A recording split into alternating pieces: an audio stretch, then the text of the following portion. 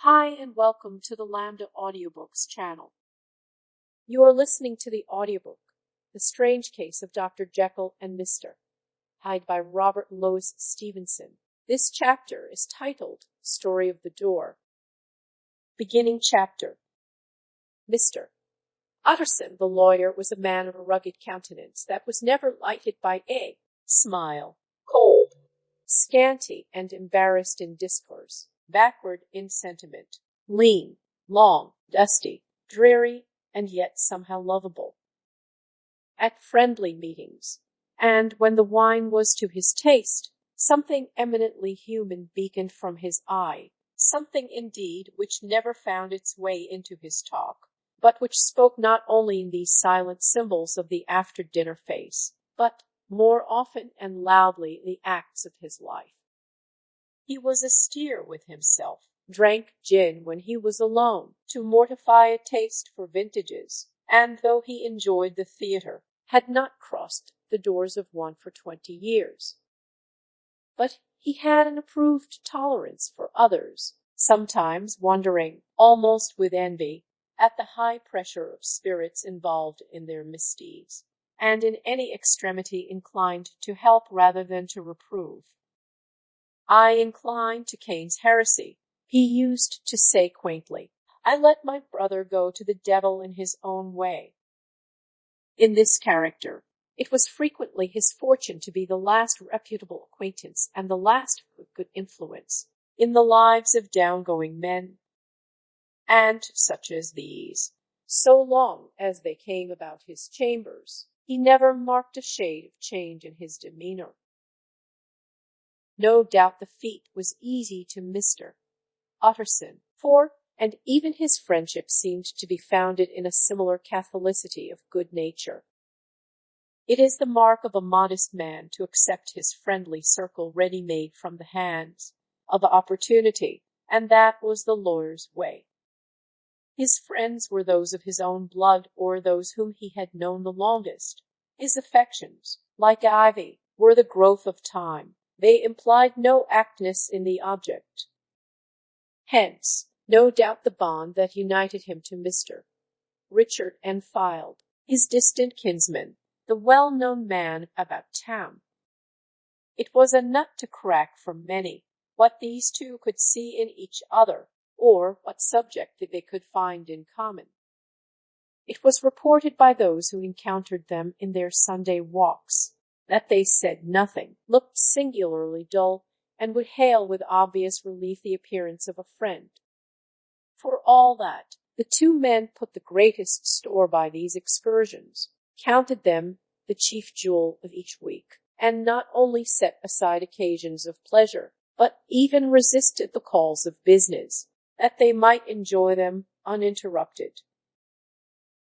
It chanced on one of these rambles that their way led them down a by-street in a busy quarter of London. The street was small and what is called quiet, but it drove a thriving trade on the weekdays. The inhabitants were all doing well, it seemed, and all emulously hoping to do better still, and laying out the surplus of their grains in coquetry, so that the shop fronts stood along that thoroughfare with an air of invitation, like rows of smiling saleswomen. Even on Sunday, when it veiled its more florid charms and lay comparatively empty of passage, the street shone out in contrast to its dingy neighborhood, like a fire in a forest, and with its freshly painted shutters, well-polished brasses, and general cleanliness and gaiety of note, instantly caught and pleased the eye of the passenger. 2 doors from one corner. On the left hand going east the line was broken by the entry of a court, and just at that point a certain sinister block of building thrust forward its gable on the street. It was 2 stories high, showed no window, nothing but a door on the lower story, and a blind forehead of discolored wall on the upper, and bore in every feature the marks of prolonged and sordid negligence. The door, which was equipped with neither bell nor knocker, was blistered and disdained. Tramps slouched into the recess and struck matches on the panels. Children kept shop upon the steps. The schoolboy had tried his knife on the moldings, and for close on a generation no one had appeared to drive away random visitors or to repair their ravages. Mr. Enfield and the lawyer were on the other side of the by-street, but when they came abreast of the entry, the former lifted up his cane and pointed. "Did you ever remark that door?" he asked, and when his companion had replied in the affirmative, "It is connected in my mind," added he, with a very odd story. "Indeed," said Mr. Utterson, with a slight change of voice. "And what was that?" "Well, it was this way," returned Mr. Enfield. "I was coming home from some place at the end of the world, about 3 o'clock of a black winter morning, and my way lay through a part of town where there was literally nothing to be seen but lamps. Street after street, and all the folks asleep, street after street, all lighted up as if for a procession, and all as empty as a church, till at last I got into that state of mind when a man listens and listens and begins to long for the sight of a policeman. All at once I saw two figures, one a little man who was stumping along eastward at a good walk, and the other a girl of maybe 8 or 10 who was running as hard as she was able down a cross street. Well, sir, the two ran into one another naturally enough at the corner, and then came the horrible part of the thing, for the man trampled calmly over the child's body and left her screaming on the ground. It sounds nothing to hear, but it was hellish to see. It wasn't like a man, it was like some damned juggernaut. I gave a few hallo, took to my heels, collared my gentleman, and brought him back to where there was already quite a group about the screaming child. He was perfectly cool and made no resistance, but gave me one look so ugly that it brought out the sweat on me like running. The people who had turned out were the girl's own family, and pretty soon the doctor, for whom she had been sent, put in his appearance. Well, the child was not much the worse, more frightened, according to the sawbones, and there you might have supposed would be an end to it. But there was one curious circumstance. I had taken a loathing to my gentleman at first sight. So had the child's family, which was only natural. But the doctor's case was what struck me. He was the usual cut-and-dry apothecary, of no particular age and color, with a strong Edinburgh accent and about as emotional as a bagpipe. Well, sir, he was like the rest of us. Every time he looked at my prisoner, I saw that Sawbones turned sick and white with the desire to kill him. I knew what was in his mind, just as he knew what was in mine, and killing being out of the question, we did the next best. We told the man we would make such a scandal out of this as should make his name stink from one end of London to the other. If he had any friends or any credit, we undertook that he should lose them. And all the time, as we were pitching it in red hot, we were keeping the women off him as best we could, for they were as wild as harpies. I never saw a circle of such hateful faces, and there was the man in the middle, with a kind of black sneering coolness, frightened too, I could see that, but carrying it off, sir, really like Satan. If you choose to make capital out of this accident, said he, I am naturally helpless. No gentleman but wishes to avoid a scene, says he. Name you a figure. Well, we screwed him up to £100 for the child's family. He would have clearly liked to stick out, but there was something about the lot of us that meant mischief, and at last he struck. The next thing was to get the money, and where do you think he carried us but to that place with the door, whipped out a key, went in, and presently came back with the matter of £10 in gold and a cheque for the balance on counts, drawn payable to bearer, and signed with a name that I can't mention, though it's one of the points of my story. But it was a name at least very well known and often printed. The figure was stiff, but the signature was good for more than that if it was only genuine. I took the liberty of pointing out to my gentleman that the whole business looked apocryphal, and that a man does not, in real life, walk into a cellar door at 4 in the morning and come out with another man's cheque for close upon £100. But he was quite easy and sneering. "Set your mind at rest," says he. "I will stay with you till the banks open and cash the cheque myself."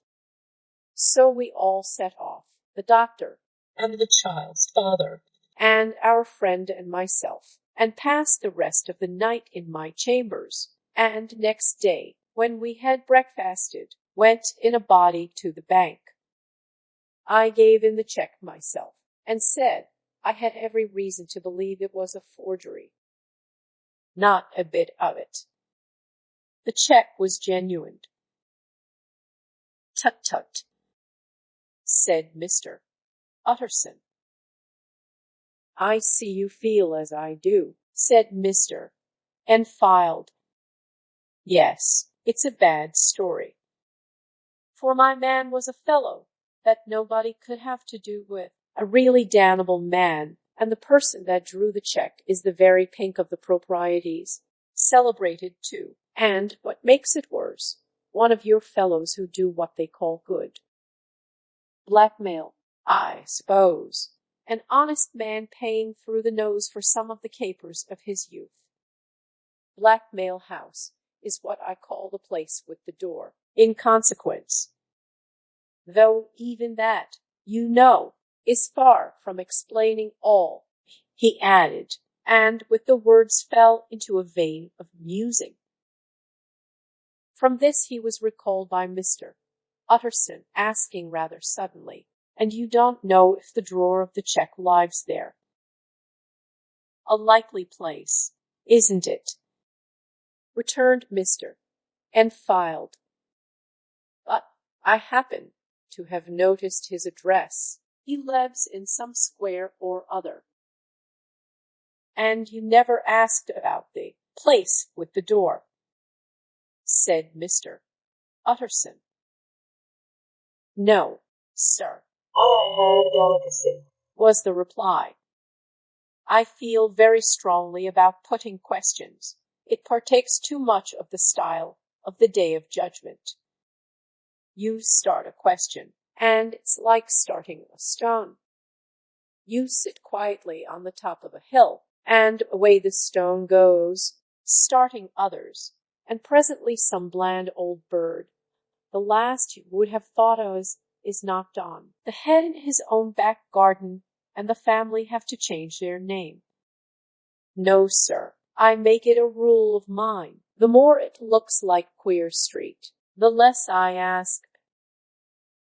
"A very good rule, too," said the lawyer. "But I have studied the place for myself," continued Mr. Enfield.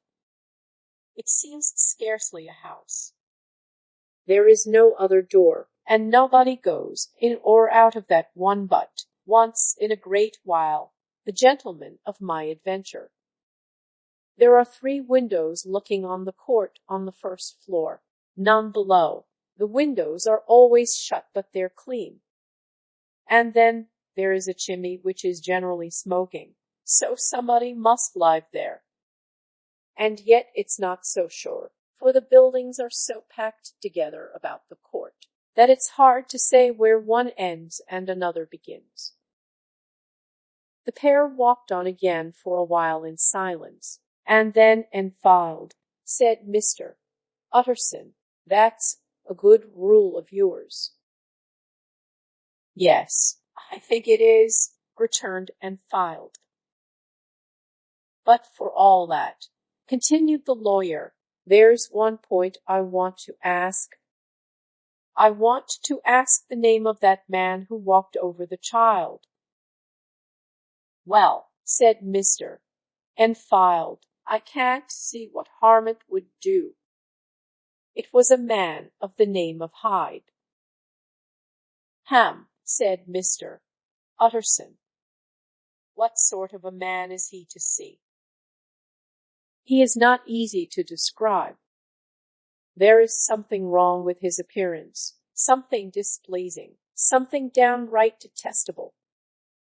I never saw a man I so disliked, and yet I scarce know why. He must be deformed somewhere. He gives a strong feeling of deformity, although I couldn't specify the point. He's an extraordinary-looking man, and yet I really can name nothing out of the way. No, sir, I can make no hand of it. I can't describe him. And it's not want of memory, for I declare I can see him this moment. Mr. Utterson again walked some way in silence and obviously under a weight of consideration. You are sure he used a key? He inquired at last. My dear sir, began Enfield, surprised out of himself. Yes, I know, said Utterson. I know it must seem strange. The fact is, if I do not ask you the name of the other party, it is because I know it already. You see, Richard, your tale has gone home. If you have been inexact in any point, you had better correct it. I think you might have warned me, returned the other, with a touch of sullenness. But I have been pedantically exact, as you call it. The fellow had a key, and what's more, he has it still. I saw him use it not a week ago. Mr. Utterson sighed deeply, but said never a word, and the young man presently resumed. Here is another lesson to say nothing, said he. I am ashamed of my long tongue. Let us make a bargain never to refer to this again. With all my heart, said the lawyer. I shake hands on that, Richard. End of chapter. Thank you for listening. If you enjoyed this video, please hit the like button. If you are interested in hearing more audiobooks, subscribe and turn on the notifications to get fresh daily audiobook chapters from Lambda Audiobooks. Until next time.